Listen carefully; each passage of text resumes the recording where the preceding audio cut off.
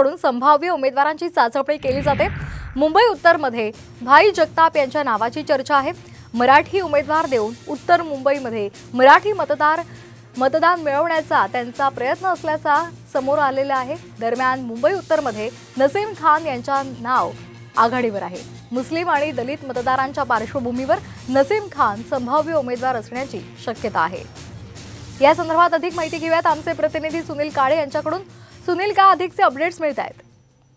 महाविकास आघाडीमध्ये मुंबईमध्ये 6 जागांपैकी 2 जागा या काँग्रेसला मिळालेल्या आहेत। उत्तर मुंबई आणि उत्तर मध्य मुंबई अशा पद्धतीच्या या जागा आहेत आणि त्यामुळे आता काँग्रेसकडून या उमेदवारांसाठी चाचपणी सुरू झाली। ज्या पद्धतीने आपल्याला माहिती मिळते त्यानुसार उत्तर मुंबईमध्ये भाई जगताप एक मराठी चेहरा द्यावा पियुष गोयल यांच्या विरोधात अशी भूमिका काही काँग्रेस नेत्यांनी घेतली, तर दुसरीकडे नसीम खान हे उत्तर मध्य मुंबईमध्ये उमेदवार असू शकतात, कारण की त्या ठिकाणी दलित आणि मुस्लिम समाजाचं प्राबल्य आहे। अशा पार्श्वभूमीवर या 2 संभाव्य नावांची जी चाचपणी आहे ती सुरू असल्याची माहिती आपल्याला सूत्रांनी दिलेली आहे।